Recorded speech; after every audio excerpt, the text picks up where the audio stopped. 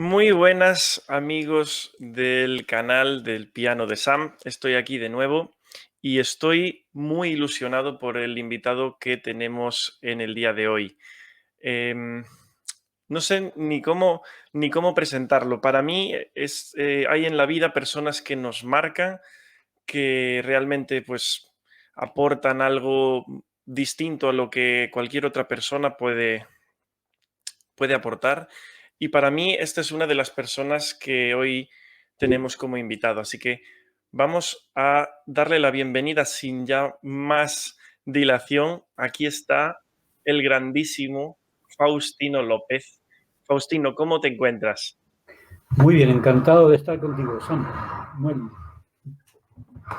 Pues la verdad es que hacía mucho tiempo que quería poder charlar contigo, traerte, no sé.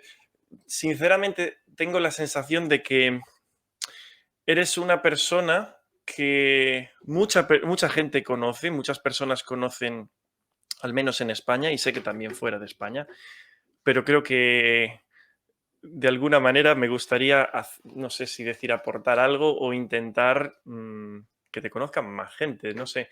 Y la verdad es que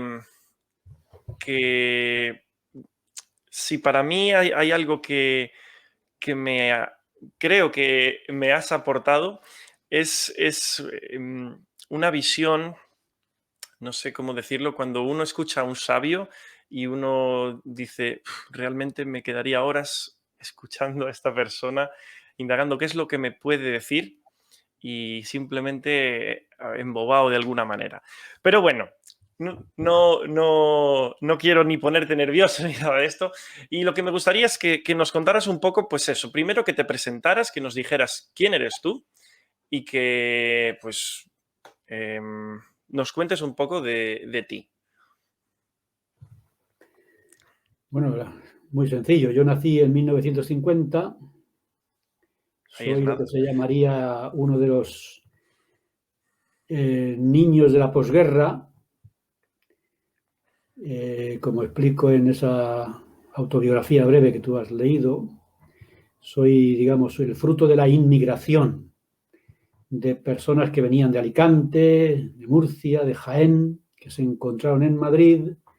Ahí se encontraron mi madre de la provincia de Jaén, mi padre que nació en Madrid, pero que tenía esa procedencia Alicante-Murcia. Se casaron y allí en los arrabales de Madrid, en las afueras de Madrid, en un ambiente chabolista de posguerra, nací yo con mis hermanos, que éramos 6, y allí me crié y me desarrollé. Y mi vida pues fue un niño de chabolas. Entonces, bueno, primero, antes de nada, tengo que decir que es lo que has dicho tú. Me he leído tu libro, aquí lo tengo, que es muy interesante. Se titula, perdón, Buscando la identidad perdida. ¿Quién soy yo? Por Faustino López. Voy a mostrarlo un poquillo. Es además una portada preciosa y, y muy fácil de leer, muy cortito de leer. Se lee en dos patadas, como se dice.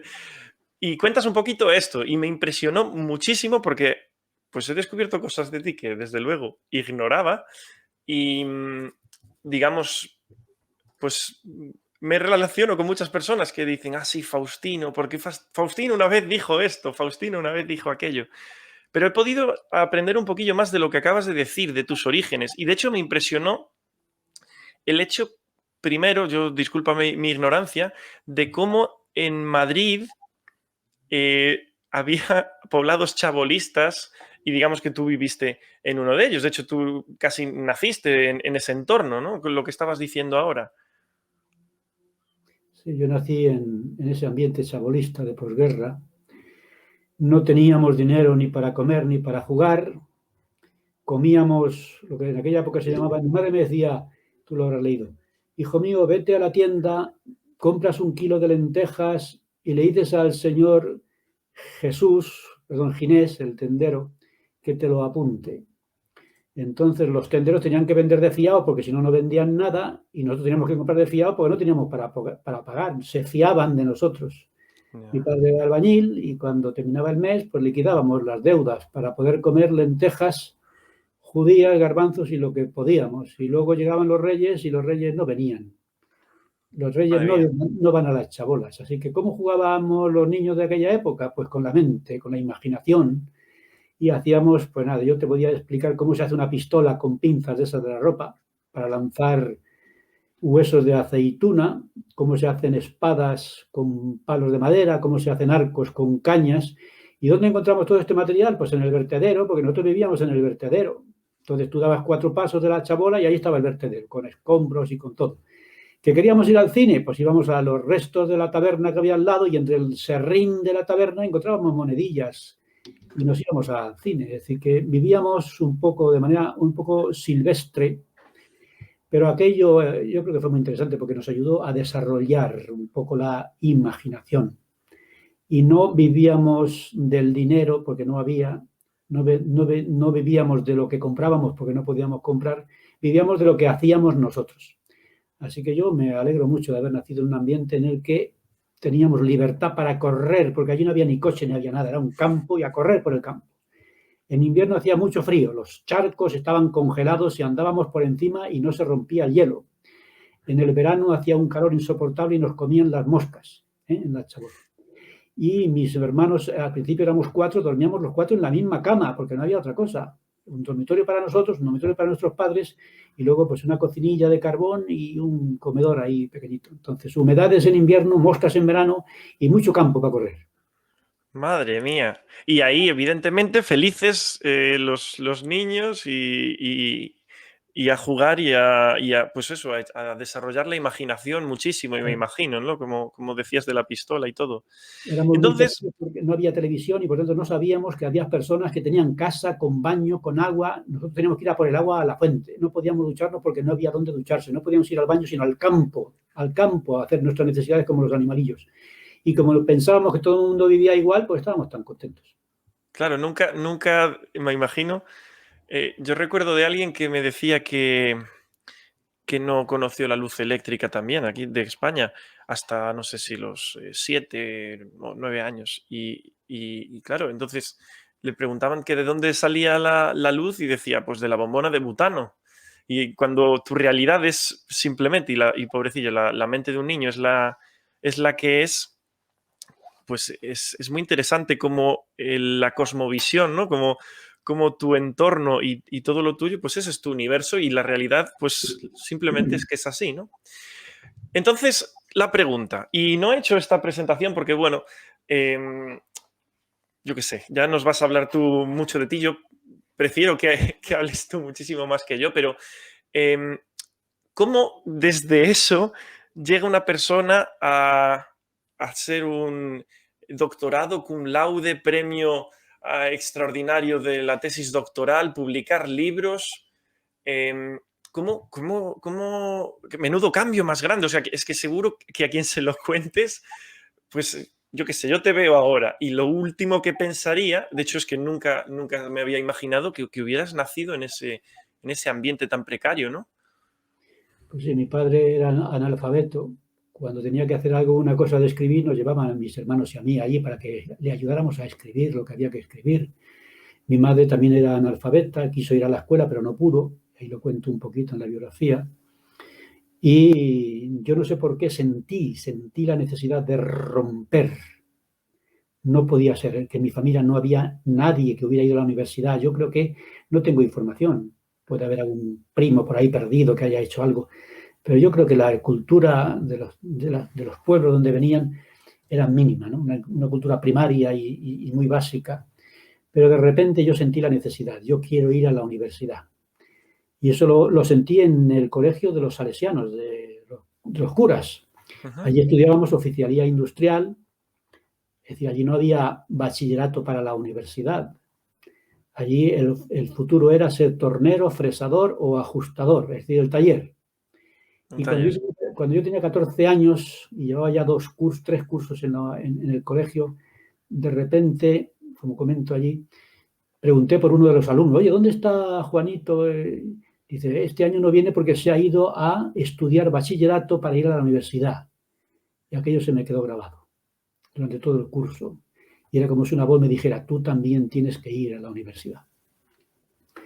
Así que cuando acabó el curso no me matriculé del siguiente. Y mi padre me dijo, bueno, ¿qué pasa el año que viene? Y digo, yo no me he matriculado, yo quiero ir a la universidad. Ah, ¿quieres ir a la universidad? Yo llevaba 4 años de atraso, el bachillerato elemental empezaba a los 10 años, yo tenía 14. Madre mía. En aquella época se estudiaba, con perdón. Hacíamos bachillerato elemental, 4 cursos. Después, pues, si aprobabas los 4 cursos, tenías que hacer la reválida. Te volvían a examinar de los 4 años. Y después hacías bachillerato superior, quinto y sexto, y otra vez reválida para aprobar, otra vez quinto y sexto. Y después teníamos preuniversitario, pruebas de acceso a la universidad y la carrera. Es decir, me esperaba un camino larguísimo. Mi padre me dijo, hombre, ¿quieres ir a la universidad? Estupendo, pues venga, a trabajar de albañil conmigo. Y por la noche te vas a una academia y a estudiar. Y ahí me encontraba yo, todo el día de albañil, a lavarme bien las manos para que el yeso se quitara de las uñas, que aquello no se quitaba ni a tiros, y a la universidad, a la academia por la noche, una academia privada que había por allí. Y al día siguiente, a madrugar, a trabajar de albañil y por la noche a la academia y a dormir. Y así un día tras otro.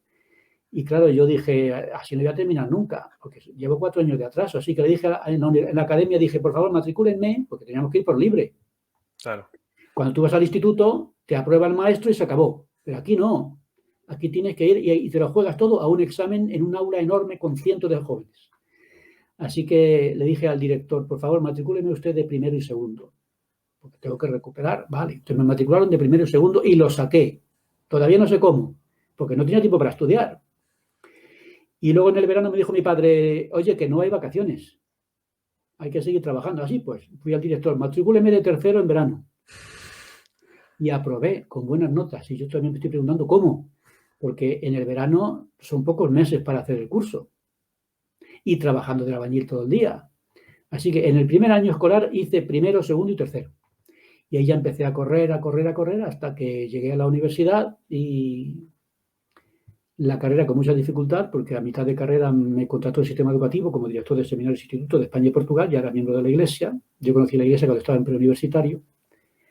Y casado y obispo y viajando por toda España y Portugal, ahí poco a poco terminé la carrera y luego ya me metí en el doctorado y porque mi padre me dijo un día, hijo mío, me gustaría verte como doctor. Y yo dije, esto es un compromiso que tengo yo con mi padre, porque él tenía esa ilusión, él analfabeto y un hijo doctor de golpe, ese salto cualitativo tan importante. Y lo conseguí, pero cuando yo lo conseguí él estaba muerto. Así que mis hermanos me dijeron, papá, hay que recoger las cenizas de papá. Y te hemos puesto a ti como encargado. Así que tienes que ir al cementerio y recoger la urna con las cenizas. Mi padre murió estando los dos solitos en el hospital, como explico. Así que fui al cementerio, me dieron la urna con las cenizas, la metí en el coche y le dije, papá, ya soy doctor. Perdóname por el retraso, pero lo he conseguido y yo espero que, aunque tú me decías que Dios no existe, espero que tú me estés viendo ahora como doctor. Y yo hago una broma ahí en el libro. Él estaba hecho polvo y yo lo conseguí demasiado tarde, pero lo hice y aquí estamos. Pero tú, esas bromas son siempre ahí con el puntito muy, muy, muy curioso. Entonces, claro, ahora hablaremos de cómo pues, eres uno de los pioneros en todo lo que tiene que ver con la iglesia, con los mormones, la Iglesia de Jesucristo de los Santos de los Últimos Días aquí en España. Y evidentemente eso también supone una historia bastante interesante. De lo que yo podía leer en el libro, una de las cosas también de lo que acabas de decir, como algo dentro de ti te llamaba para la universidad, me venía a la mente durante muchísimo tiempo esta escritura que hay en el Antiguo Testamento, en el libro de Jeremías. El profeta Jeremías era este profeta que queda siempre como el pobre Jeremías, porque claro, él se lamentaba y escribió las lamentaciones, él predicando, nadie le hacía nada, un montón de conflictos a su alrededor. Y en el libro de Jeremías, en el capítulo 20, versículo 9, dice que, bueno, que básicamente es casi como que te dice que se va a rendir, que ya no va a hablar más de Jehová ni nada más. Dice, pero había un fuego, o había como un fuego en mi corazón que salía de dentro de mis huesos, algo así. Y ese fuego, no sé, esa llama, ese símbolo, como lo queramos llamar, ¿no? Me parece que es algo que veía mucho en ti, como esa especie de fuerza que es una fuerza motora que te hace moverte, que te hace, pues, luchar por, pues en tu caso, lograr una educación que rompa además con algo que, pues, desde luego, entiendo yo que tu futuro hubiera sido bastante diferente si no hubieras pasado por todo este proceso de estudiar y estudiar y estudiar, ¿no?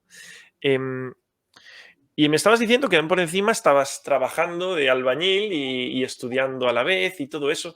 O sea que de alguna manera entiendo que también esta época te sirvió para desarrollar el, el saber qué es el trabajar, el currar en- como, pues como un currante, ¿no?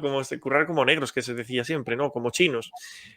Em, ¿Tú crees que de alguna manera, aún en ese ambiente, digamos, esos valores que seguramente recibiste de tu familia de pequeño, es algo que te haya marcado también en esta trayectoria? Claro. Yo puedo decir, claro, y puedo decir con orgullo que yo sé lo que es trabajar. Escucho de vez en cuando a los políticos en el Parlamento y se echan en cara Sí. unos a otros. Vosotros nunca habéis cotizado, habéis empezado a cotizar cuando entráis en la política, vosotros no tenéis ni idea de lo que es el trabajo. Y yo digo, a mí nunca me lo podrán decir, porque yo desde los 14 a los 24 años estuve trabajando de albañil con mi padre y los sacos de cemento pesaban 50 kilos. ¿Sabes lo que son 50 kilos de un niño para un niño de 14 años? Pues el peso del niño más. Yo agarraba el saco como el que abraza un oso, el saco se doblaba por la mitad y me llevaba al suelo. Y cuando me ponía a picar, las manos se me llenaban de sangre, el astil lo llené de sangre con los callos que se rompían ahí. Entonces, no, tampoco quiero presumir, ¿no? Porque No, bueno, evidentemente. yo era el hijo del jefe, ¿entiendes? Por eso no me echaron, porque yo era el hijo del jefe. A ver, hago esa comparación, de decir, si yo no hubiera sido el hijo del jefe, me habrían echado, porque ¿qué hago yo allí si me pongo a picar y me sangran los dedos y lleno el astil de sangre? Si agarro el esportón y me voy detrás del esportón cuando lo tiro al contenedor, si no puedo con el saco de cemento, y no tenía ni idea, naturalmente, yo era un aprendiz, ¿no? De albañil, pero claro, yo estaba allí y como era el hijo del jefe, pues aguantaba, pero ciertamente fue una experiencia importante. Es decir, yo tuve que demostrarme a mí mismo, como me dijo mi padre, que realmente quería ir a la universidad, porque a mí no me lo regalaban. Tenía que estudiar por la noche y sacar tiempo de los fines de semana. Y algunas veces, como comento, el libro de geografía o de historia o de lo que sea, lo ponía encima de los sacos de cemento, de los sacos de yeso, y si tenía un minutito, pues echaba una ojeada. Así que tenía que demostrar que de verdad quería ir a la universidad. Y eso lo podemos comparar con lo de la religiosidad. Yo tenía que demostrar que también era una persona religiosa. ¿Por qué? Porque en la iglesia los niños nacen en la iglesia, nacen de un papá sacerdote, nacen con noche de hogar, con la primaria, con hombres y mujeres jóvenes, nacen con las escrituras, nacen con la noche de hogar, nacen con todo. Yo nací en un hogar y en un ambiente donde la religión no existía. Mi padre era ateo. Mi madre era católica porque nació en España. Si hubiera nacido en Japón, pues había sido taoísta, ¿no? Ujú. Y éramos 6 hermanos y ninguno era religioso. Y yo iba a misa todos los domingos. En 20 años que he sido católico, que es cuando me bauticé en la iglesia de Jesucristo de los Santos de los Últimos Días, yo no falté a misa nunca. Y la pregunta es, ¿y cómo? Pero si no iba nadie, ¿qué hacías tú? Pues yo me levantaba por la mañana. Bueno, en el colegio de los curas no había problema aquí todos los días. Misa diaria y domingo, y un sello rojo que te ponían en la cartilla, y si no ibas a misa el domingo te echaban a la calle. Yo tenía que demostrar, Había que ir. claro, pero yo tenía que demostrar que al salir del colegio iba a seguir siendo católico, porque los compañeros míos del colegio, cuando salían del colegio, salían de la iglesia católica también. Y yo dije para mí, yo no lo voy a hacer. Yo voy a dejar el colegio, pero no voy a dejar la iglesia. Tengo dudas, pero no me importa. Así que yo me levantaba todos los domingos por la mañana y iba a misa todos los domingos. Y fiesta de guardar. Y fiestas de guardar. Y mi madre me decía, ¿pero tú de quién eres hijo? Y yo decía, mamá, no sé. Yo es que tengo que ir a misa. Papá dice que Dios no existe, pero yo no lo puedo admitir. Tengo que ir. ¿De dónde salía eso, Samuel? ¿De dónde salía eso? Ese gran misterio. ¿De dónde? Yo en algún artículo he puesto, lo he comparado un poquito con Platón, el mundo de las ideas, venimos aquí, de allí, con un recuerdo de... Pero yo no lo sé, yo no podía dejarlo. Yo fui, como lo comento ahí, yo fui espeleólogo.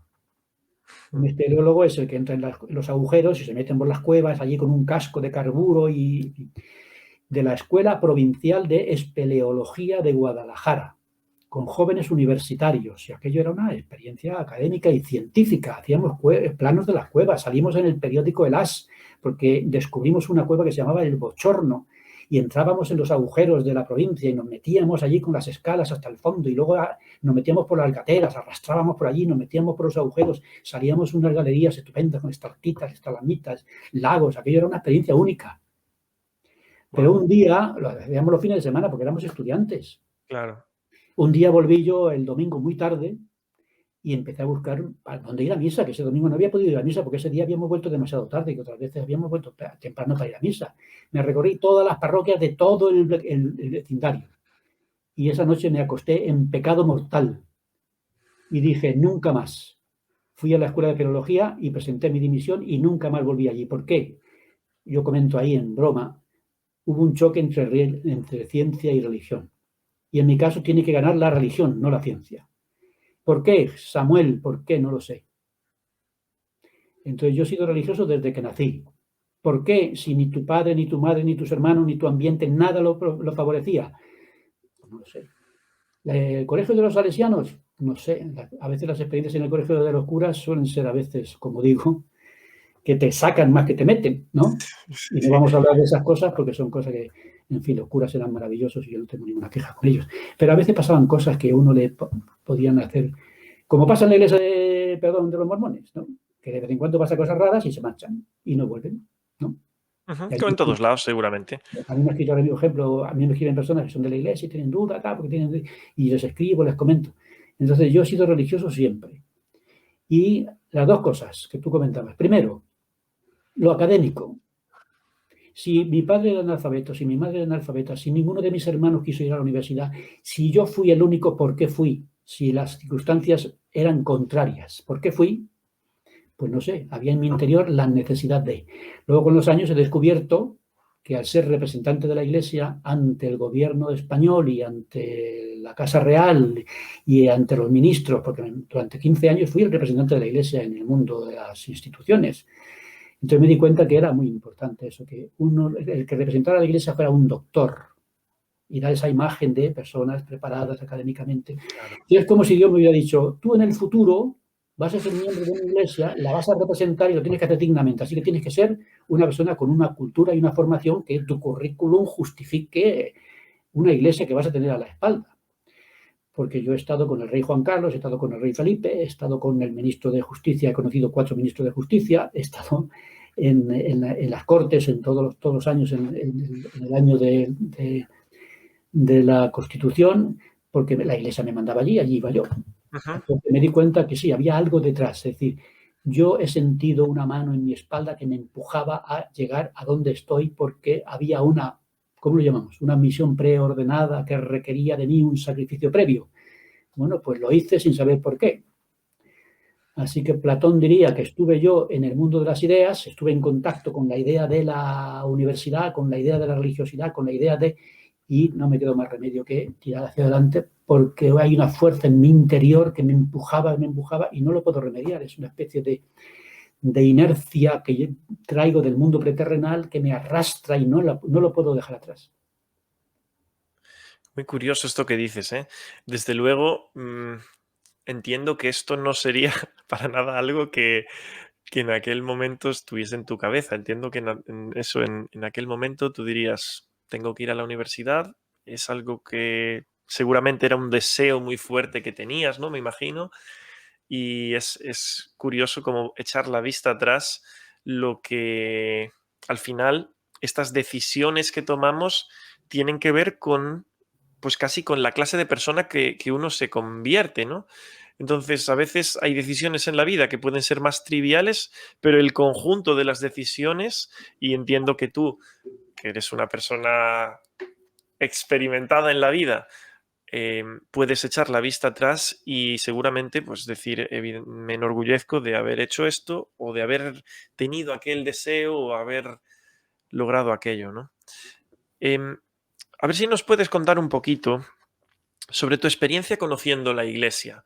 Me parece muy interesante también y sobre todo porque, a ver, vamos a situarnos. Tú naciste en el año 50, o sea que tienes una edad, digámoslo así. Yo creo que debes de ser ahora mismo de las personas más longevas que están apareciendo en directo en las redes sociales en Twitch. Esto es una broma. Además, Twitch, bueno, pues hay gente muy joven, ¿no? Pero em, en el año 50, ¿a qué edad conociste a los primeros misioneros o miembros de la iglesia? ¿En cuál fue tu contacto tu primer contacto con la iglesia? Sí, bueno, yo estaba haciendo preuniversitario. En aquella época existía preuniversitario que después se sustituyó por COU, etcétera. Ujú. Entonces yo estaba en preuniversitario y cuando acabó el curso de preuniversitario, yo lo aprobé todo, ahora me faltaba la prueba de acceso a la universidad y uno de los compañeros organizó la fiesta de fin de curso. Se llamaba Gerardo Rabasa, un buen muchacho. Entonces se organizó la fiesta y allí aquello era pues, la gente tan elegante y yo cuando terminó todo pues volví a mi chabola, ¿no? O yo no sabía si ya vivíamos en un pisito o no. Bueno, caso que allí aquello fue una fiesta solemne, fin de curso, etcétera. Y nos despedimos y hasta luego. Pero de repente un día me llama por teléfono. Oye, Faustino, hombre Gerardo, ¿qué tal estás? Mira que he conocido a dos mormones y varios compañeros de clase nos hemos puesto de acuerdo para que nos den una charla sobre su religión. Y yo, como yo sé que tú eres una persona religiosa, te invito a que nos acompañes. Y yo decía, ¿por qué sabrá que soy religioso si yo nunca he hablado de religión con él? Pero a lo mejor daba esa impresión de que era una persona religiosa.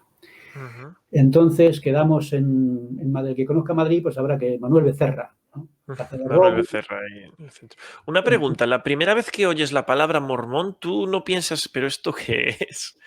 Bueno, la verdad es que cuando yo pensaba que era Borbón lo que decía, porque algunas personas han visto películas, yo no jamás ni en película ni en nada. Cuando he visto dos jóvenes Borbones, entendí yo. Y digo, bueno, el nombre no me importa. Van a hablar de religión, allí voy, ¿no? Interesante. Quedamos en un bar en la plaza de Manuel Becerra, pero llegué tarde porque no sé qué pasó. Es como si hubiera una fuerza que me impidiera ir, aunque yo estaba deseando, ¿no? Y cuando llegué ya se habían marchado. Y cuando me iba a marchar aparece Gerardo y me dice, sabía que ibas a venir, así que estaba esperando que llegaras. El grupo ya se ha ido hacia el lugar donde están, porque los misioneros vivían en una pensión. Entonces allí nos fuimos a una pensión y nos hablaron de José Smith, de la primera visión. Y después nos fuimos todos el domingo siguiente a buscar la capilla, que era un bajo de un edificio alquilado, un semisótano. En aquella época había una ramita en Madrid, no había otra cosa. Entonces fuimos a buscar el semisótano, pero el que tomó nota de la dirección se le olvidó el número. Hay una calle en Madrid que se llama Guzmán el Bueno, y Guzmán el Bueno es muy larga. Así Claro. que nos fuimos al número 1 y empezamos a preguntar en todos los portales, porque se supone que en un portal de allí habría una iglesia. Y tenemos que ir cruzando la calle, porque son los impares por un lado, los pares por otro. Así que el 1, cruzábamos al 3, al 2, al 5, y ya nos cansamos. Y como era 100 no sé cuánto, pues nos cansamos y lo dejamos. Entonces, la semana siguiente, otra vez tuvimos una segunda charla. Y ya lo apuntasteis bien. Y ya se apuntó bien, pero los compañeros me dijeron, nosotros ya no tenemos ningún interés. Vaya, Así que hombre. todos se despidieron, me dejaron solo y el domingo siguiente tuve que ir yo por mi cuenta.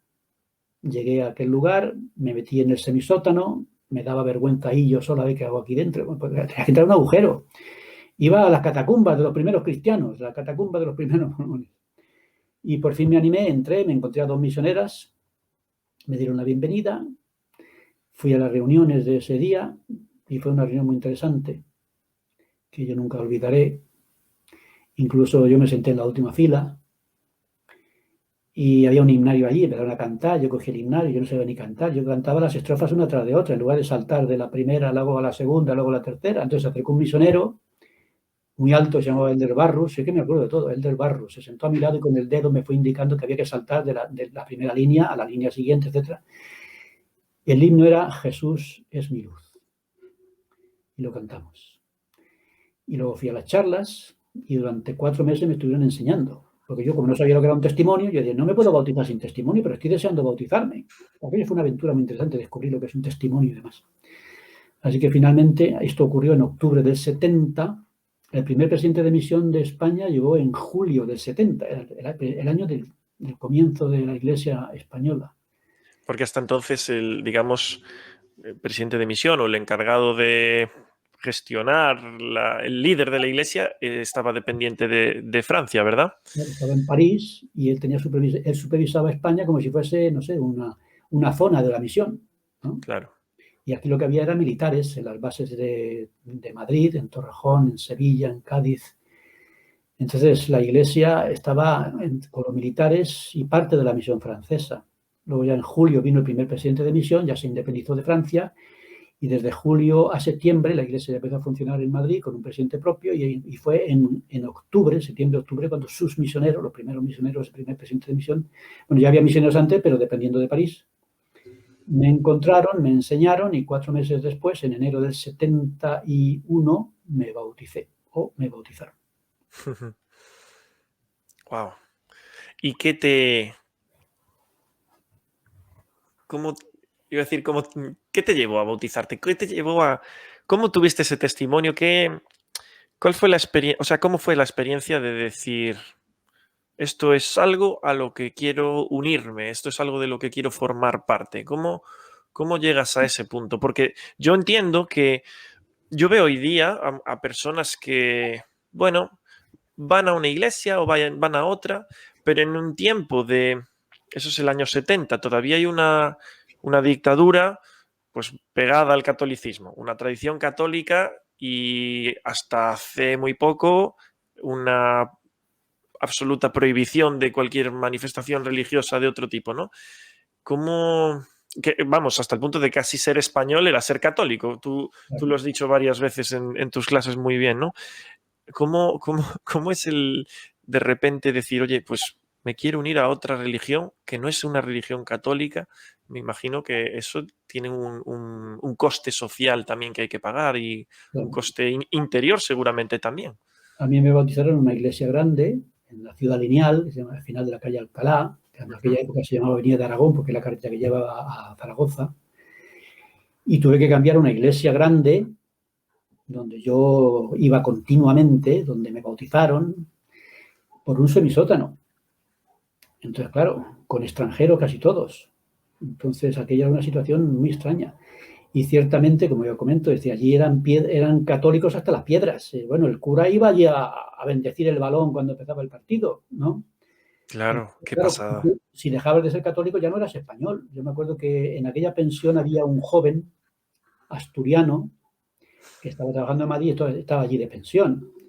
Y él estaba dudando y tal, y él me dijo, es que claro, es que no sé qué hacer. Yo tenía una hermana monja, una familia muy católica, muy católica, muy católica. Y es que mi madre me ha dicho, hijo mío, los americanos pueden ser mormones, pero los españoles tienen que ser católicos. Como tiene que ser, ¿no? Claro. Claro, Ahora, yo tuve una ventaja sobre él, y es que mi padre era ateo. Esto no claro. está bien, pero eso me daba Pues libertad. Es qué una cosa muy curioso, extraña. ¿eh? El ateísmo de mi padre me dio libertad absoluta para yo de, hijo mío, tú haz lo que quieras, que tú quieres ser católico, pues, que quieres ser mamá, pues, tú quieras, como si quieres ser ateo. Dios no existe, haz lo que quieras, ¿no? Yo imagino que al final, en ese sentido, yo lo conozco pues, por muchas otras personas que han encontrado una gran oposición en sus padres, por ejemplo, gente que incluso he conocido gente que ni se lo dijo nunca a sus padres, me acuerdo. Em, el hecho de que iba a cambiar de religión, ¿no? O unirse a la iglesia. Em, muy curioso lo que estás diciendo de que tu padre dice, pues si es que me da igual. Oye, Pero es una barrera menos que tuviste que librar, de alguna manera, ¿no? yo ahí en el libro comento, aunque suene extraño de una persona tan religiosa como yo, afortunadamente mi padre era ateo. Y él algunas veces, él hizo obras para la iglesia también. En una ocasión el presidente de la misión, presidente Nixon en aquella época, le dio trabajo a mi padre en la oficina de la misión, cosas que había que hacer allí y tal. Y él decía, oye, vuestra iglesia, es decir, la iglesia católica tiene que tener envidia de vosotros porque la iglesia católica es buena, pero la vuestra es mejor. La única vez que mi padre habló conmigo de religión para decirme que nuestra iglesia era mejor. Y eso que solamente había visto en la oficina de la misión y nada más, ¿no? Mm, Cuando yo tenía 13 años, en el Colegio de los Salesianos, yo era el que dirigía el rosario caray. diario. El rosario lo dirigía yo, porque me lo pidieron a mí, porque vieron que yo me tomaba en serio la religión. Y un día en el recreo se me acercó uno de los profesores, se llamaban coascutores, que no eran curas, pero estaban allí de profesores, curas sin sotana, que allí podíamos decir. Sí, sí. Y se acercó a mí, se llamaba don Antonio. Hola, Faustino, don Antonio. Empezó a pasear conmigo. ¿A ti te gustaría ser cura? ¿Te gustaría estudiar para cura? Y yo decía, pues sí. Pero claro, yo me acordaba de mi padre.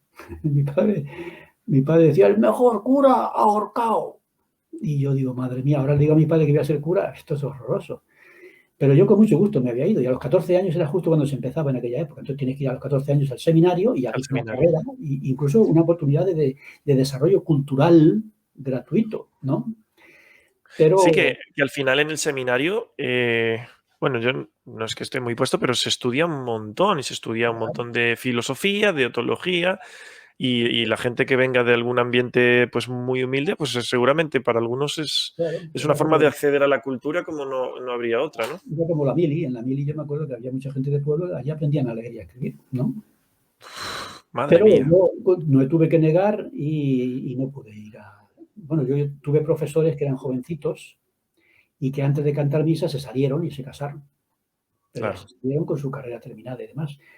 Pero yo ahí comento, si yo hubiera sido cura, yo no me habría salido, porque yo hay algo en mi carácter, que no sé si es bueno o malo, que si yo me comprometo a una cosa, la cumplo. Y voy hasta el final, y lo podemos leer en el doctorado. El doctorado fue para mí muy complicado por las circunstancias que me acompañaban. Pero yo dije que tenía que ser doctor y lo fui. ¿Eh? Y si a mí me dicen que tengo que ser cura, lo soy.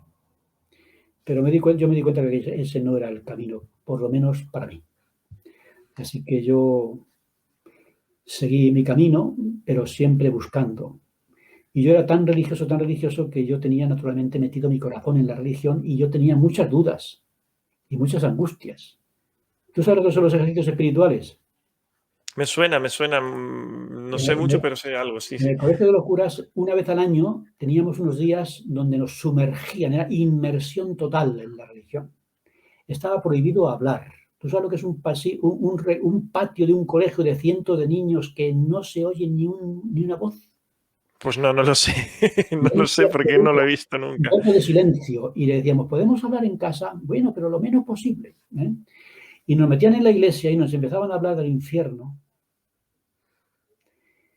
y decían, los malos que mueran en pecado van al infierno eternamente. ¿Sabéis lo que es la eternidad? Os voy a explicar lo que es la eternidad. Imaginaos un pajarito, lo habrás leído. Imaginaos un pajarito que va a un lago y coge con el pico una gota de agua y va volando y volando hasta la luna y suelta la gota de agua y vuelve volando, volando a la tierra. Bueno, pues cuando haya vaciado los lagos, los ríos, los mares, los océanos, la eternidad todavía estará empezando y vosotros os estaréis quemando. Madre mía. Y yo dije, yo no peco ni loco. ¿No? Entonces yo, vamos, no estoy presumiendo, yo no cometía ni un pecado. Y me decían, pero Faustino, hay que confesarse. Digo, pero ¿de qué me voy a confesar si no tengo nada de confesarme? Entonces yo iba porque la confesión es un sacramento Sí, sí. y te llena de gracia cuando lo haces, aunque no tengas ningún pecado. Entonces yo iba, padre, no tengo nada de qué acusarme. Bueno, hijo mío, y me daba una bendición y yo me iba con la gracia, Y no te ¿no? decía el cura, bueno, hijo mío, algo tendrás, a ver, algo tendrás. Yo no sé nada, no tenía nada, Samuel. Entonces yo decía, Caray, digo, no sé, sí, me gustaría tener algo, porque eso de venir aquí sin nada, ¿eh? me siento mal, ¿no?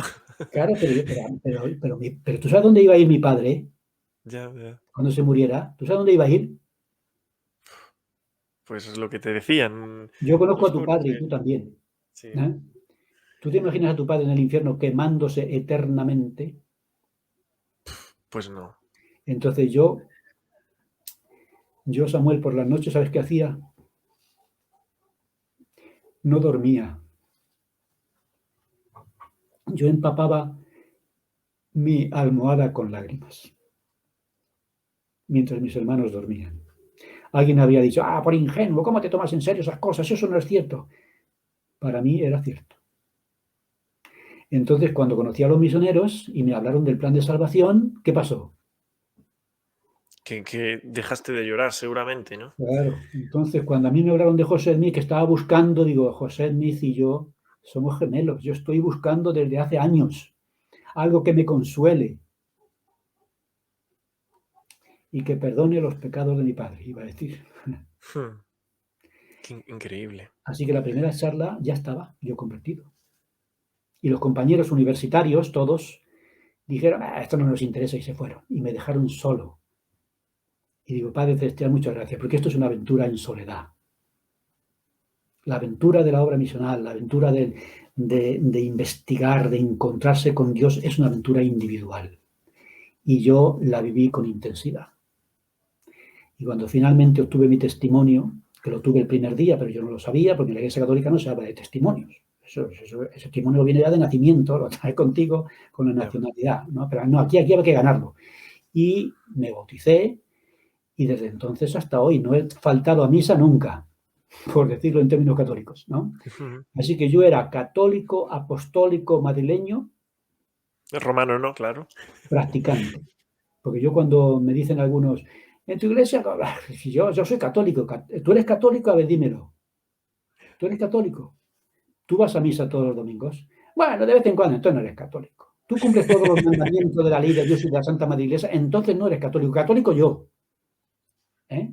Que estuve 20 años en la Iglesia Católica, sin contar los primeros meses que no me di cuenta, y no falté a misa nunca, ni en el Colegio de los Salesianos, porque era obligatorio, ni fuera, que era ya voluntario, porque a mí nadie me llamaba por la mañana, Faustino, levántate. Yo no iba a misa a las 12 a presumir, porque la misa de 12 era para presumir. No, no. Faustino López estaba allí a las 8 de la mañana. Misa de 8 de la mañana. ¿Eh? ¿Y quién me levantaba a mí? El Espíritu Santo. No mi padre, que estaba en la cama, no mi madre, no mis hermanos, porque no iba nadie, iba yo solo. ¿Y quién me empujaba a ir allí? No lo sé. Y cuando me hizo miembro de la Iglesia de Jesucristo, con mayor razón, ¿no? Y llevo en la Iglesia medio siglo, 50 años.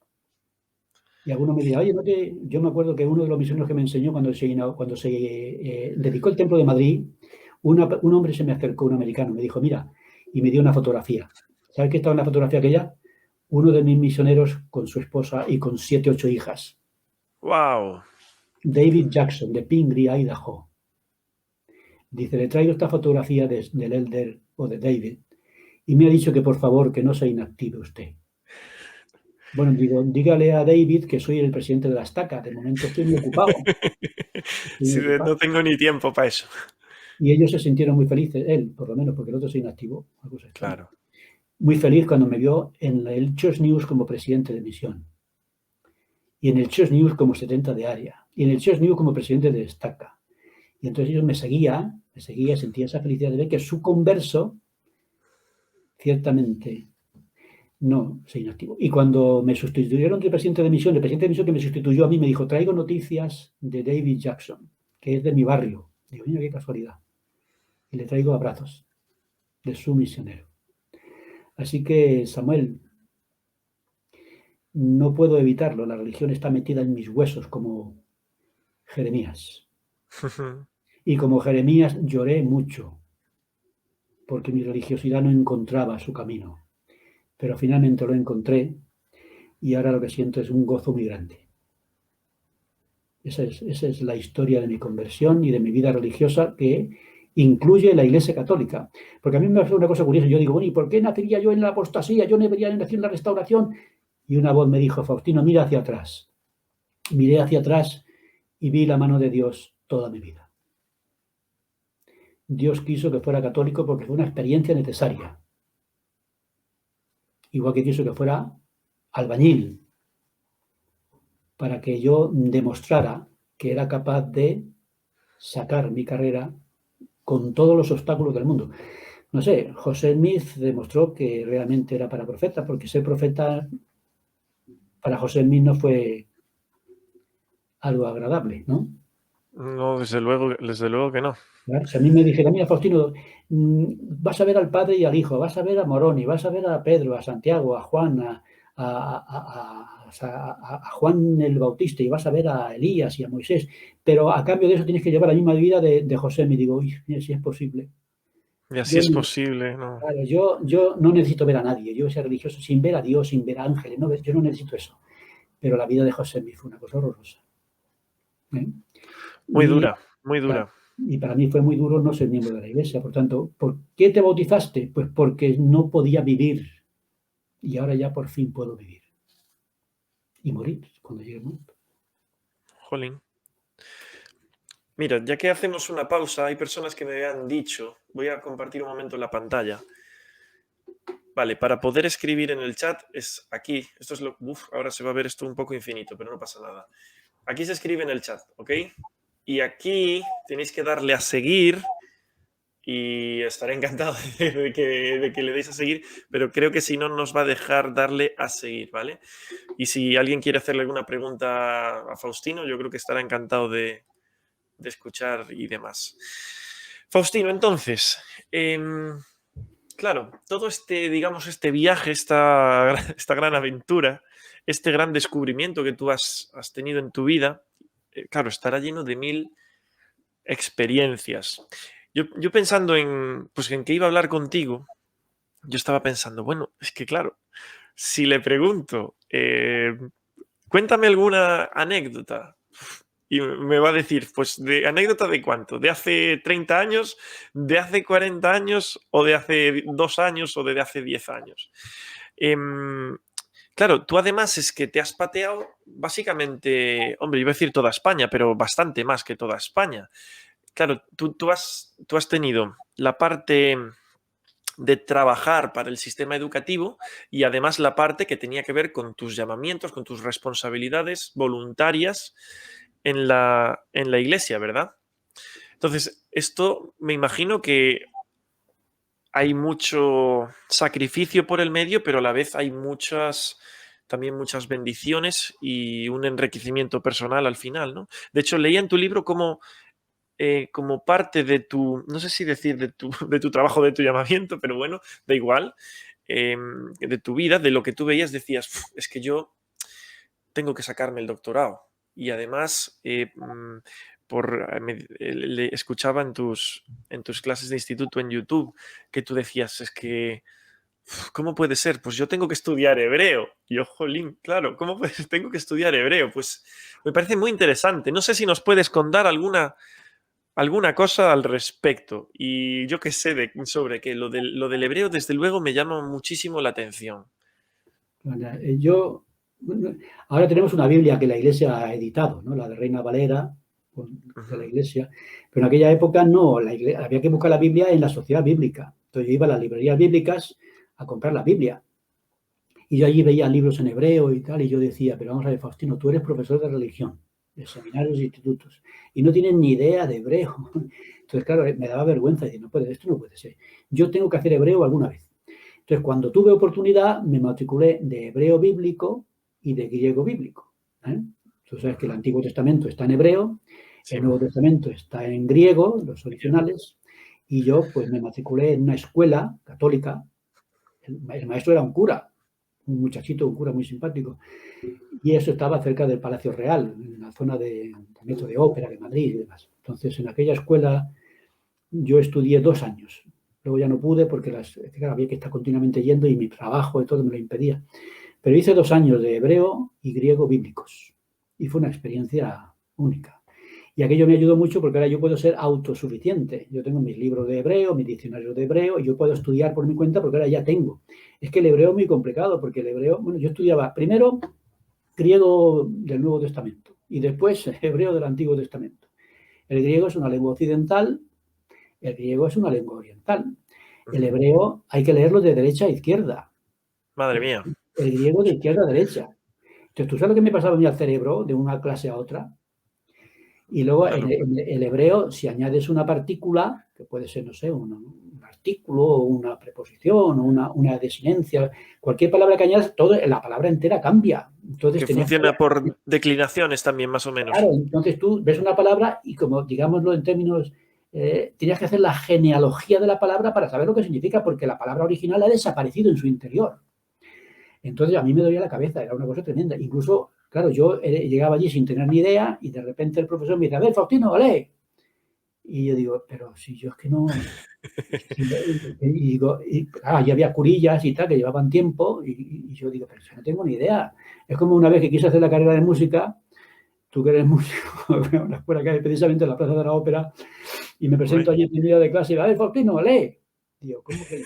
Venga, empieza a cantar esta canción. Digo, pero que voy a cantar yo esta canción, pero si no tengo ni idea. Yo aquí hay puntitos para arriba y para abajo, pero hace yo el ridículo aquí cantando. No volví, porque me daba vergüenza cantar.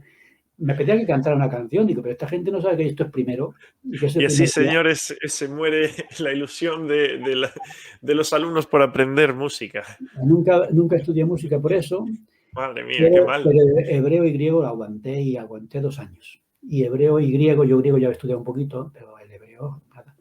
Entonces, ahora para mí es una gran herramienta cuando estudio el Antiguo Testamento, ¿no? Saber el origen de las palabras. Ahora, por ejemplo, en la lección de la escuela dominical de esta semana, estoy estudiando ahí lo de la experiencia de José Smith en Salem, en Massachusetts, cerca de Boston, que yo lo conozco porque mi hija vivió en Boston y nos invitaron ahí y estuvimos ahí un tiempo. Entonces, Salem, la ciudad de las brujas, Massachusetts. Claro, las brujas de Salem. Claro. Y entonces, claro, en inglés se dice Salem, y yo digo, ¿y por qué decís Salem? Deberéis decir Salem, ¿no? Porque Salem viene de Jerusalén, ¿no? Salem era el nombre que tenía el lugar donde posteriormente se construiría la ciudad de Jerusalén. Jerusalén, sí, sí. Y Salem tiene las mismas consonantes que Shalom, que significa paz. Por tanto, Jerusalén es la ciudad de la paz. Es decir, que es muy interesante. Puedo hacer comentarios utilizando el hebreo gracias a esos 2 años que yo echaba de menos desde el principio. Si yo me sentía analfabeto de la escritura si no sabía hebreo del Antiguo Testamento y griego del Nuevo. Por fin lo conseguí y ahora lo que tengo es que encontrar tiempo para no, porque se me estaba olvidando casi todo lo que estudié, pero tengo esa base que para mí es muy útil en el estudio de las escrituras. Entonces, sí, yo creo que es muy importante una cosa. Yo no sé si tengo razón o no, pero una persona que no tiene cultura capta un porcentaje del Evangelio restaurado tan reducido que le puede resultar difícil perseverar. Entonces, a mí me apena mucho ver jóvenes de la iglesia que no tienen formación y que no tienen formación porque no quieren. No, es que yo no pude, no pudes. ¿Quieres que te cuente cómo hice yo mi doctorado? ¿Entiendes? Le cuentas la historia del cemento y los libros de geografía Claro. también y... Y si alguien me dice, no, yo es que soy inmigrante y vengo de no sé qué país y claro, aquí tengo que trabajar y por tanto estudiar muy complicado. Ah, ¿quieres que te explique yo cómo hice yo mi doctorado? ¿Eh? Por eso yo creo que si somos analfabetos y es por circunstancias ajenas a nuestra voluntad, mérito extra, ¿no? Ya. Pero si eres una persona inculta por falta de diligencia, como dicen las escrituras, entonces tienes culpa tú y tú eres el culpable y es muy difícil que el Evangelio restaurado se capte en su plenitud si no tienes una formación, porque tienes que tener... Bueno, yo quise hacer teología. Cuando tuve un poco de tiempo libre, me fui a la Universidad de Comillas, donde estudió mi carrera. Mi hijo mayor estudió la carrera en Comillas, que es una universidad católica. Y yo dije, mira, quiero estudiar teología. Me dijeron, no te puedes matricular de primero de teología hasta que no tengas 3 años de filosofía, porque si no, no te vas a enterar. Entonces, la formación en filosofía, la formación en lenguas hebreas y griegas, en lenguas bíblicas, y una cultura mínima es fundamental para que cuando te metas en el Evangelio sepas de qué estás hablando. Bueno, tú sabes que José Smith formó la Escuela de los Profetas y contrató los servicios de un tal Seixas para estudiar hebreo, que por cierto, cuando yo hice mi tesis doctoral fue en el Instituto de Ciencias de las Religiones de la Facultad de Filología de la Complutense de Madrid. Había un profesor que se llamaba Seixas. Digo, no sé si será pariente o no de este Seixas, que es el que contrató José Smith para enseñar hebreo en la Escuela de los Profetas. La Escuela de los Profetas. Entonces, a uno dirá, no, José Smith también fue profeta y sin embargo no tenía cultura porque era hombre de campo. Digo, claro, pero organizó la Escuela de los Profetas y los que iban a la misión tenían que pasar por esa escuela para estudiar matemáticas, física, hebreo. Entonces, no sé, yo creo que necesitamos misioneros cultos, ¿no? Mínimo de cultura, digo yo. Así sí, es lo que tú dices, o sea, yo lo pienso, ¿no? Por ejemplo, tengo abuelos que pues apenas saben escribir. Mi abuelo me parece que dejó el colegio con los 6 años, que mi abuelo que en paz descanse, ¿no? Yo me acuerdo cuando yo aprendí a hacer los deberes y aprendí a dividir, mi abuelo no había hecho una división en su vida, más que sabía era sumar, restar y creo que algo de multiplicar, por ejemplo, ¿no? Entonces, cuando uno no tiene cultura por este tipo de razones, me parece bastante comprensible. Aún así, hay personas que pues, pueden hacer mucho esfuerzo y hay personas que han aprendido a leer, por ejemplo, súper mayores y de todo, ¿no? Pero bueno, pero hoy día no sé, que no me parece que haya una excusa, pues, por ejemplo, para no formarse, ¿no? Incluso para formarse continuamente con yo qué sé, educación barata que tenemos y luego, pues bueno, cualquier tema podemos aprender de forma gratuita en Internet, yo creo que casi Claro. de todo, ¿eh? Pero bueno, Yo todas las mañanas preparo fruta para desayunar a mi familia, ¿eh? Puedo dar un curso de tipos de frutas compatibles para los desayunos.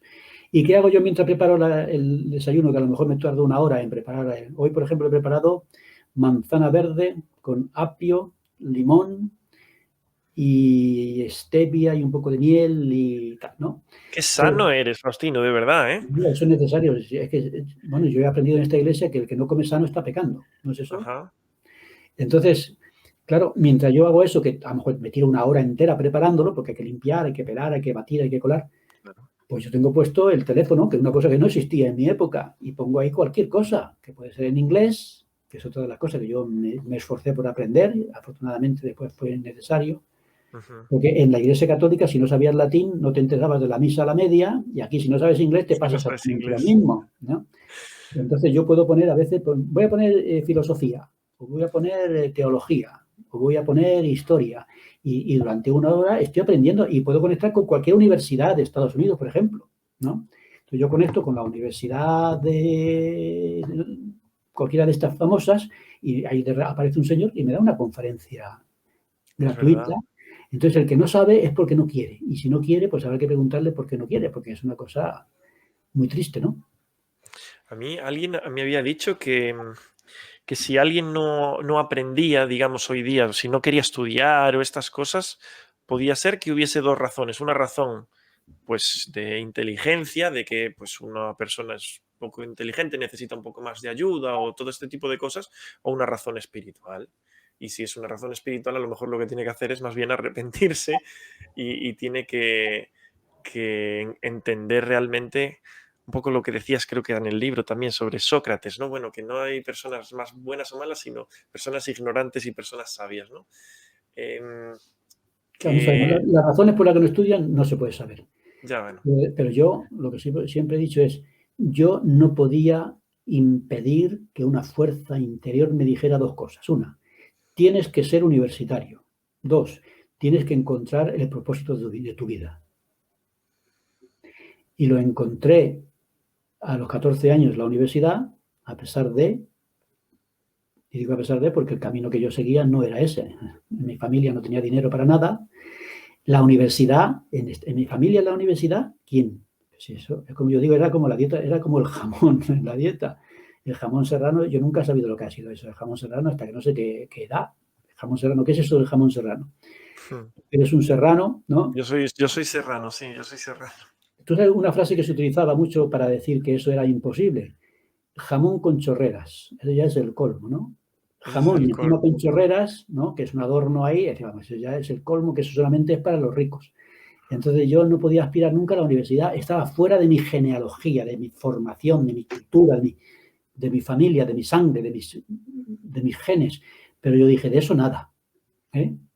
Y luego yo tenía que ser católico porque los españoles tenemos que ser católicos. ¿Cómo no? Claro, pero yo dije, yo creo que hay algo, tiene que haber algo por ahí que tiene que ser distinto. Así que peleé y aquí estoy, ¿eh? Ahora ya me puedo morir porque dicen que uno tiene que hacer tres cosas en la vida, que son plantar un árbol, yo he plantado varios porque tengo un huerto, tener un hijo, tenemos pues yo seis, cinco vivos, y escribir un libro, he escrito dos, ¿no?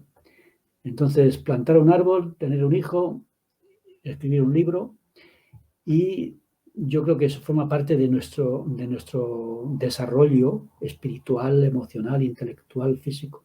Entonces, en esa lucha estamos, y a mí me apena mucho cuando veo personas que no tienen ningún interés por la cultura porque se están cortando interiormente, porque hay una conexión entre lo intelectual y lo espiritual, lo emocional, etc. Ujú. Faustino, a ver, ya casi llevamos una hora y es que se me ha pasado volando y bueno, parece que vas a tener que venir alguna vez más, pero bueno, te quería preguntar sobre... tú eres el mormón de España que iba a decir que más veces ha besado la mano del rey, seguro, incluso de los reyes, ¿no? Porque tú vas al besamanos y estás por ahí en calidad de representante, entiendo. También creo que estabas en el tema de la que depende del Ministerio de Defensa, del el tema de las, de las religiones, El que Ministerio depende de del Justicia, de Justicia, perdón, de Justicia, vale. y la Comisión Asesora de Libertad Religiosa. Comisión Asesora de Libertad Religiosa. Claro, tú que te has relacionado, no sé si entiendo que todavía estás en esta comisión, ¿verdad? Bueno, llegó un momento en el que decidieron que yo ya no podía seguir allí, entonces me quitaron. Ujú. Y cuando me quitaron, pues encontraron un sustituto. Ahora tenemos, por ejemplo, a una gallega maravillosa, Sí, en sí, la sí, la última conozco gestión, además. ¿eh?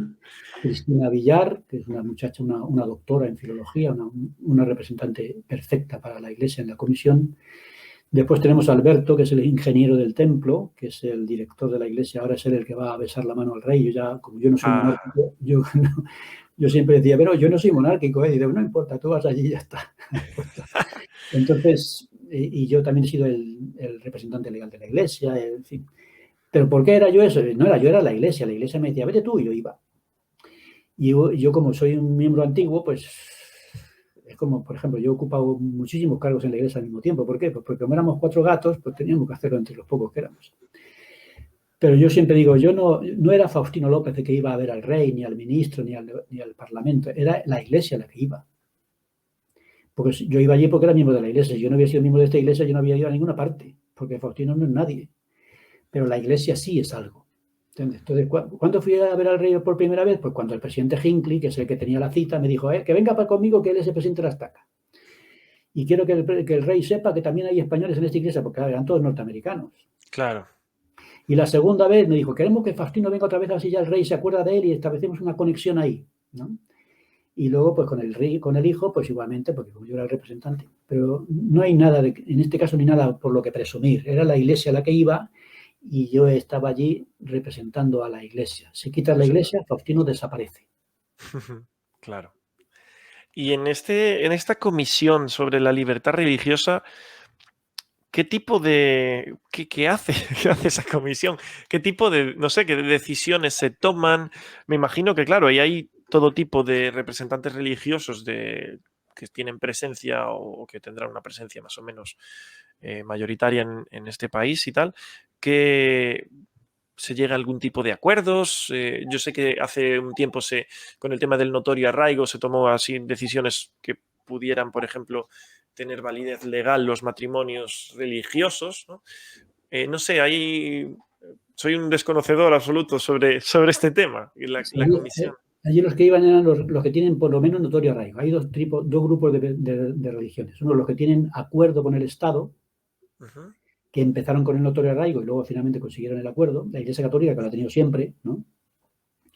Los musulmanes, los judíos y los Sí.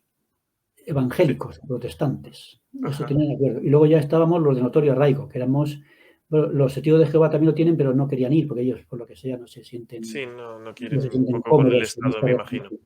Entonces sí, ahí estábamos los testigos de no, los musulmanes, ya era lo cual tenemos los ¿Ortodoxos tal vez? ortodoxos, los budistas, los miembros de la Iglesia de Jesucristo y, bueno, por supuesto, ¿quién era otro grupo? No me acuerdo. Bueno, ahí estábamos. Entonces, el papel de esta se llama comisión asesora porque es la que asesora al gobierno en asuntos de libertad religiosa. Entonces, si el presidente de esta comisión es el ministro de Justicia, con un vicepresidente que es el director general. Entonces, esta comisión, con el ministro de Justicia al frente, habla con el gobierno para decir, mira, notamos que hay aquí una falta de libertad en este aspecto, una falta de libertad en el otro. Entonces, asesoramos o asesora esta comisión, pues se llama comisión asesora de libertad religiosa al gobierno. De manera que es una especie de vigilantes de la libertad. Si la libertad no se cumple adecuadamente, esta comisión prepara un informe para que el gobierno sepa, por medio del ministro de Justicia, que aquí hay una deficiencia que hay que corregir. Ese es el papel básicamente de la comisión. Ajá. Para asegurarse, básicamente entiendo que eso, que la libertad de culto está pues plenamente garantizada y que no está habiendo pues problemas grandes, entiendo, en este respecto, ¿no? Es una comisión de asesoramiento para el gobierno sobre asuntos de religión. Ujú. Muy interesante, muy interesante. Bueno, y entonces, como una cosa más, y creo que ya te libero, Faustino, que ya has estado un poquito más de tiempo del que yo te había dicho. De verdad me encantaría, tal vez a ver si podemos juntar más personas, pero me encantaría hacer algo, hablar de temas tal vez doctrinales y que a lo mejor la gente junte unas cuantas preguntas y poder responderlas en directo o algo así. Creo que sería genial. La pregunta que te quería hacer, y bueno, seguro que todos los que nos vean lo van a saber, es que además de escribir el libro que yo he enseñado, escribiste tu tesis doctoral, que además recibió un premio extraordinario hace algunos años y que lo publicaste en Amazon, y es la historia de los mormones en España. Y creo que además la segunda edición de Amazon tiene como una pequeña ampliación, si no me equivoco, ¿no? ¿Cómo te decidiste meter en eso? Porque yo he escuchado todas tus clases de un curso que hiciste de instituto que están en YouTube, y yo la sensación que tenía de ver esto era qué pedazo de trabajo de recopilación que seguro, bueno, tú lo dices en el libro, te llevó bastante más de lo que suele llevar un doctorado, eso seguro, ¿no? Pero un trabajazo de investigación, de ir a sitios, de sacar fotos, de comunicarte con algunos de los familiares, de los pioneros que vinieron aquí, de los primeros misioneros. ¿Cómo te metes en ese fregado y qué tal fue esa experiencia? Cuéntanos un poco, por favor. A mí cuando me llamaron como presidente de Estaca, en aquella época los presidentes de Estaca íbamos a Estados Unidos en abril, a la conferencia general, Wow. porque en aquella época no es como ahora, que está internet y vemos la conferencia. En aquella época había una conferencia general y no te enterabas hasta que no llegaba la Liaona. Pero la Liaona llegaba meses después. Yo no recuerdo mal, la conferencia de abril se publicaba en la Liaona, me parece que era de julio, y la conferencia de octubre me parece que se publicaba en la Liaona de enero. Wow. Entonces, claro, los miembros de la Iglesia no recibían notificación de lo que pasaba en la conferencia porque no había ninguna manera de saberlo, a no ser que fueras personalmente allí. Entonces, en la conferencia de abril, la conferencia anual, los presidentes de Estaca de todo el mundo íbamos a Estados Unidos. Y estábamos allí la semana de la conferencia de capacitación, nos capacitaban toda la semana allí. Y luego el fin de semana estábamos en la conferencia y ya no veníamos a casa el domingo por la noche. Y yo tomaba notas, igual que ahora hago resúmenes de la conferencia, que ahora estoy terminándolo para publicarlo, yo con un papel y un lápiz apuntaba todos los discursos. Y cuando llegaba a Madrid, me sentaba con la máquina de escribir, la que se utilizaba un Tipex para borrar y tal, y escribía un resumen de la conferencia. Y yo se lo daba a los miembros del Sumo Consejo. Id a los barrios, el mensaje de la Estaca de los barrios, y dais un resumen de la conferencia general. Entonces yo traía la conferencia conmigo, casi en fresquito, ¿no? Casi en caliente, y era una manera de... Entonces yo, aprovechando que estaba allí, me iba al departamento histórico. Y me metía allí. Y como era presidente de Estaca, pues me trataban allí con alfombra roja casi, ¿no? Y me decía, vamos a ver, yo soy español y los archivos de la historia de la Iglesia en España no están en España, están aquí. Y yo quiero escribir la historia, he sentido. Igual que yo sentí lo de la universidad, también sentí que yo tenía que escribir la historia de la Iglesia en España. Así que iba allí y le decía, quiero documentación, porque yo no tengo nada, quiero documentación de la Iglesia en España. Y dijeron, con mucho gusto, y me empezaron a mandar cajas por correo, cajas de material de la Iglesia en España. Y yo formé una biblioteca en el Instituto de Madrid enorme con toda la información que me iban mandando y que yo con mi investigación personal fui complementando, ¿no? Completando. Así 20 años. 20 años. Y después de 20 Madre años mía. dije, voy a escribir la historia. Y por circunstancias que explico en el libro y que ahora no hay tiempo, se convirtió al final en una tesis doctoral, porque yo no pude terminar mi tesis doctoral porque me llamaron de presidente de misión. Y cuando volví ya era tarde. Yo estudié ciencias de la educación. Y en el doctorado estudié metodología, formación del profesorado, es decir, todo esto. Entonces, Sí, mi tesis doctoral era evaluación, es decir, la evaluación en la educación y cómo se lleva a cabo la evaluación. Porque es muy interesante los exámenes, ¿no? ¿Cuál es el propósito de los exámenes? Suspender, no, el examen es una herramienta al servicio del aprendizaje, que eso no lo han entendido los profesores. No. Yo hago un examen para que para que yo como profesor sepa qué es lo que el alumno no ha aprendido conmigo, y la culpa es mía, no suya. Así que tengo que uso el examen trimestral o mensual, como si quieras, esas evaluaciones continuas para evaluar la eficacia de mi enseñanza. Entonces, yo eso lo quería convertir en una tesis doctoral. Y yo ya estaba aprobada la tesis. Cuando iba a empezar, me llama el presidente Hinckley por teléfono, que ya me conocía porque fuimos al Rever, al Rey y demás. Presidente López, ¿cómo está Y la tú, estaca? ay, ¿qué pasa? ¿Cómo, ¿Para qué me quieren ahora? ¿Cómo va el templo? Porque yo era el vicepresidente del comité del templo, porque el presidente del área es el presidente del comité y el presidente de la estaca de Madrid el vicepresidente. ¿Cómo va el templo? Digo, yo creo que va bien. Sí, sí, va muy bien. Claro, él lo sabía mejor que yo, ¿no? Sí, porque además presidente Hinckley se interesaba por los Hombre, templos y su construcción muchísimo. Yo he escuchado a muchas personas decir lo mismo, sí. y él contaba él que el mejor templo, el más bonito del mundo, es el de Madrid. Así debe ser, porque, aunque diga lo mismo de los demás. Entonces, el presidente de la misión de Málaga se había enfermado y se había ido. Y estaban buscando urgentemente un presidente de misión ahí en días. Entonces, habían mandado el representante del departamento misional, que era Wakefield, que había sido presidente de misión de Bilbao, el que empezó la misión de Bilbao. Y Wakefield estaba allí, pues esperando a ver si venía alguien. Y finalmente el presidente Hinckley decidió que fuera yo. Porque como trabajo para la iglesia, pues me pueden decir, venga, deja el trabajo y a la misión. Sí, no sería un gran problema seguramente, ¿no? Entonces me llamó a mi oficina del sistema educativo y me dijo, Faustino, o hermano presidente López, no tenemos tiempo para relevarle como presidente de estaca. No tenemos tiempo para apartarle como presidente de misión. Usted no puede ir al CCN porque estamos en el mes de octubre.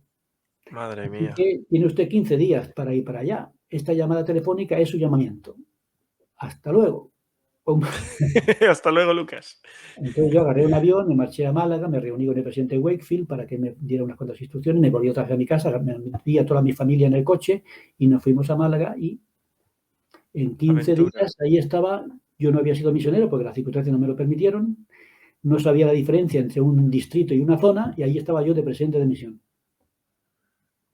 Madre mía, eso es otro aprendizaje más. Y entonces, ¿qué hice yo con mi tesis doctoral que estaba empezando? Pues la tuve que dejar. Claro. Y después nos extendieron un año la misión, es decir, servimos 4 4 años, años. menos un pocos meses. Y cuando volví a mi casa, digo yo, la tesis doctoral está muerta. Yo me acuerdo que en el libro pone que te llevaste todo lo relacionado con la tesis doctoral pensando que cuando tuvieras tiempo libre como presidente de Claro, misión continuarías y que cuando terminaron los 4 años la tesis estaba en la carpeta todavía sin abrir en el mismo sitio donde la habías puesto. eran ilusiones mías. Yo no sabía que un presidente de mi país, aquello era un trabajo, eso era un trabajo que terminaba un mes y ya estaba empezando el siguiente, y otro mes, y otro mes. Aquello era agotador. Entonces, cuando volví a mi casa, pues no tenía tesis doctoral. ¿Y ahora qué hago? Y entonces vinieron los rollos del Mar Muerto, que me llamó el Ajá, director responsable de los rollos del Mar Muerto, de la exposición de Madrid, que fue una exposición única que interesantísimo. se aprovechó. Aquello una cosa, claro, yo lo podía entender mejor por el estudio mío de hebreo y todo aquello, ¿no? Entonces me dijeron, Faustino, tú vas a ser el encargado de preparar los guías para la exposición. Miembros de la iglesia que no tenían ninguna preparación, ni ninguna formación, nada, ni idea, no tenían ni idea, y yo tenía que formar los guías. Aquello me supuso un trabajo casi para terminar la tesis doctoral, ¿no? Pero me tuve que dedicar a eso y otra vez la tesis doctoral. Y finalmente, por circunstancias que explico ahí, vino un catedrático de la Facultad de Filología de mi propia universidad, yo le hice la visita guiada porque era el jefe y me dijeron, tú tienes que hacérselo a los VIPs, ¿no? Los personajes importantes. Y cuando se enteró que yo estaba escribiendo el libro de la iglesia y que tenía mi tesis doctoral abandonada, me dijo, haz tu tesis doctoral con tu libro. Pero si eso, tenemos un instituto de ciencias de las religiones donde tenemos tesis doctorales de grupos religiosos, como que tú ya conoces. Entonces fui allí, me explicó todo y eso fue la puerta que abrió mi tesis doctoral convertida en. ¿No? Y eso fueron 20 años de investigación y después 9 años más con el director de la tesis, que me costó mucho encontrar, gracias a la exposición de los rollos del Mar Muerto lo encontré también, ahí lo explico todo. Sí. Y fueron 9 años más. Así que puedo decir que ese libro son 30 años de trabajo. Madre mía. 30 años de trabajo para escribir un libro. Bueno, Faustino, de verdad que no te quiero robar más tiempo. Lo del tema de los rollos del Mar Muerto nos lo cuentas si te parece en otra ocasión, porque me parece una cosa también apasionante cómo se ha probado que evidentemente no sabemos más que por el libro de Mormón sobre Ley y su familia, pero sí sabemos que un grupo de personas que vivían, pues si no en Jerusalén cerca, también viajaron y que llevaron como sus escrituras y que ellos también escribieron y demás, ¿no? Y eso es un poco lo que nos prueba estos rollos, ¿verdad? Eso es, los rollos Mar Muerto rellenan lo que se llama el periodo intertestamentario. Ujú. No tenemos nada desde Malaquías hasta los Evangelios. Hasta Aquí los es un evangelios. periodo de varios siglos vacío, pero de repente aparecen los rollos del Mar Muerto y rellenan ahí un hueco muy importante. Ujú. Qué interesante, ¿eh? Qué interesante. Pues eso quedará para otra ocasión. Muy bien. Muchísimas gracias, Faustino, por este tiempo que me has regalado, que nos has regalado a todos. Este vídeo lo voy a colgar después en mi canal de YouTube y que todo el mundo, había mucha gente que me ha dicho, no puedo estar en directo, pero quiero verlo después. Pues si no lo ven aquí en Twitch, lo pueden ver en el canal.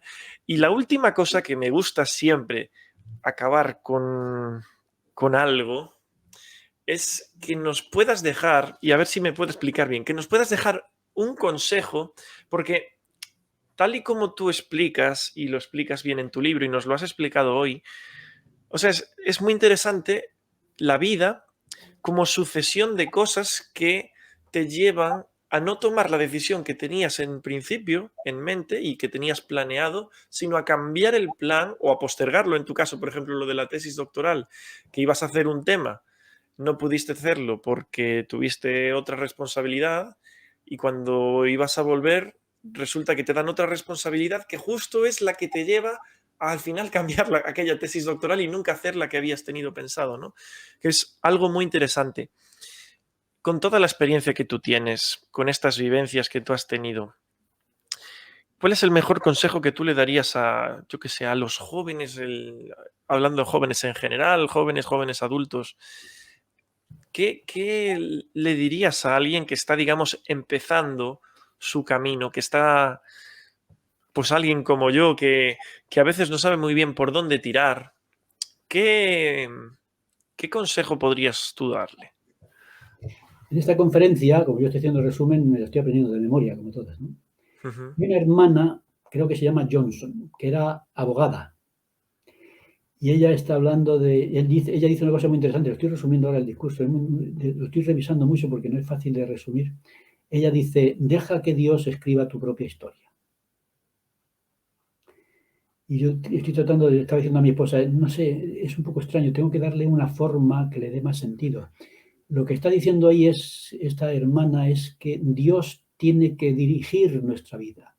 Tenemos que dejarle, como dice el presidente Nelson, ¿no? Lo de dejar que Dios sea el protagonista de nuestra vida, ¿no? Entonces, consejo, déjate llevar por Dios y que Él escriba la historia de tu vida, porque Él sabe mejor que nadie lo que realmente te importa.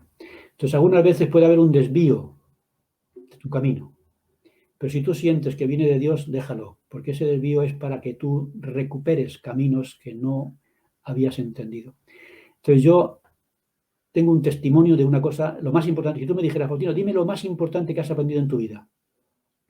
Lo más importante que he aprendido en mi vida es descubrir la mano de Dios. Y cuando ves la mano de Dios en tu vida, te das cuenta que alguien más sabio que tú te está orientando, te está llevando de la mano. Así que todos los que están empezando, todos los que están un poco perdidos, déjate llevar. Haz todo lo que tengas que hacer. Esfuérzate, sacrifícate. Pero lo más importante es dejar que Dios te lleve. Y por supuesto, después lo tienes que hacer tú, ¿no? Dios me dice, vete por ahí, pero tengo que ir yo. Dios Ujú. me dice, tienes que sacarte el doctorado, pero ¿quién lo tuvo que hacer? Faustino López. ¿Y cómo? Trabajando todo el día, porque yo no sé lo que es estudiar sin trabajar. Entonces, claro, Dios me dice, tienes que hacer el doctorado, pues lo voy a hacer. ¿Me lo va a regalar? No. ¿No? Ya. Entonces Dios nos pide y si lo aceptamos y nos sacrificamos, la mano de Dios nos abrirá puertas. A mí me ha abierto tantas puertas, me ha reorientado tantas veces que estoy maravillado de cómo Dios está pendiente de nosotros. Tiene 7.400 millones de hijos en esta tierra y no sé cuántos más tendrá en otros mundos. Pero yo no sé cómo está organizado, pero tiene tiempo para dirigirte a ti y me protege. Y yo sé perfectamente que Él es el que me lleva de la mano. Por tanto, no desconfiemos de Él. Dejemos que Él nos lleve y como dice esta hermana, que creo que era la hermana Johnson, dejémosle ayudarnos a escribir la historia. Él escribe nuestra historia y nosotros nos dedicamos a cumplirla. Qué buena conclusión, iba a decir, qué buen final. Pues Faustino, lo único que más que quiero añadir y no quiero, vamos, agregar nada, simplemente las personas podéis seguir a Faustino en las redes sociales. Este es el canal de YouTube donde tienes colgadas todas las clases de instituto, que ahora ya entiendo que no sé si vas a seguir, evidentemente creo que ya te has jubilado, ¿verdad? Así que ya, Como me no han sé si... jubilado, ya solamente sigo con Ven, sígueme. Con Ben Sígueme, exactamente. Y clases que me han maravillado sobre el Evangelio restaurado llega a España, el Evangelio restaurado y las religiones del mundo, los ensayos o los temas, em, ensayos sobre los temas del Evangelio, cosas preciosas. Y también no sé si la página de Facebook aceptas a todo el mundo, si es más o menos privada o pública, pero hay unas cosas maravillosas en esa página que creo que también estás planeando convertirlo en libro, ¿verdad? Sí, está abierta para quien quiera. Todos los Ajá. artículos que tengo ahí, más otros cuantos más, y la revisión de todos ellos se convertirá en un libro doctrinal. Hay muchos miembros de la Iglesia en España que no saben inglés o que no tienen acceso a los grandes teólogos que hay en Estados Unidos, y yo estoy preparando artículos y espero publicar pronto un libro que hable de la doctrina de la Iglesia, el Evangelio restaurado, para aquellos que no sepan o no tengan acceso a mucha información interesante que hay en la Iglesia. Así que voy a escribir un libro doctrinal. Qué bueno. Pues me maravilla. De hecho, no sé si fue el primero que escribiste, el primer artículo que hablaba mucho, si no me equivoco, sobre el testimonio y sobre cómo tenías un profesor que apreciabas muchísimo, que creo que ya había fallecido, y que él era un buen católico, ¿no? Hablabas de cómo lo más seguro, según tu conocimiento, es que esa persona esté en el cielo porque él, dentro de su conocimiento, él fue un buen católico, que era la porción del Evangelio que esa persona tenía y la cual él fue firme en ella y que decidió seguirla hacia el final. Me Es gustó muchísimo y me enganchó. el filósofo Julián Marías. Exactamente, Julián Marías. Pues Faustino, de verdad, mi mayor aprecio, tú sabes que te admiro. Yo bromeo con que tú has creado una escuela. Tú, si fueras católico, habría que crear la orden de los faustinianos, seguramente. Y te tendrían que beatificar, eso tampoco me cabe la duda. Pero hablando en serio, la influencia que tú has ejercido y que creo que todavía ejerces en los jóvenes en España no tiene parangón. Para mí, cada vez que veo una clase tuya, ahora en YouTube, todas, me maravillo. Y realmente es un privilegio, pues que yo no soy de Madrid, ni de Alcalá, ni de por ahí, pero he tenido la oportunidad de coincidir contigo. A veces has venido tú aquí a Santiago y demás, a veces en conferencias nacionales de los jóvenes adultos solteros. Y vamos, es que me acuerdo perfectamente de una clase que diste en el Hotel Beatriz de Toledo, si no me equivoco, hablando sobre lo importante que es las formas de evitar la soledad. Y una clase que me marcó en aquel tiempo. Así que bueno, no puedo más que darte las gracias por lo que has hecho y por este tiempo que nos has regalado también. Pues Faustino, que estés muy bien, que tus proyectos futuros salgan adelante y estaremos esperando ese libro con alegría con ansias y todo. Y por favor, todo el mundo que se compre los libros de Faustino. Muchas gracias, Samuel, por todo. Un abrazo. Bueno, cuídate muchísimo y un saludo a tu familia. Hasta el próximo día. Venga, nos vemos en otra. Tienes que regresar un día. Muy bien, muchas gracias. Venga, Hasta le luego. despedimos aquí. Ahí está. Hasta luego, Faustino. Y ya te saco yo. Vale. ¡Buah! Pues señores, estoy muy, muy contento de este momento que hemos tenido. Una horita y media que se me ha pasado volando. Es una eminencia, es un señor que hay que escuchar. Yo de verdad invito a todo el mundo a que se pase por su canal de YouTube, a que se pase por su canal de Facebook si uno tiene, pues eso, ganas de leer y de leer cosas realmente reflexivas que van a hacerle tocar ciertos temas profundos. Faustino para mí es un referente y siempre lo he dicho, es el mejor maestro de religión que hay en España. Y hay maestros muy buenos, por supuesto, pero Faustino yo creo que se ha convertido en una leyenda. Pues nada más, voy a cerrar el streaming. Muchísimas gracias a quienes habéis estado por aquí. Un saludo y nos vemos.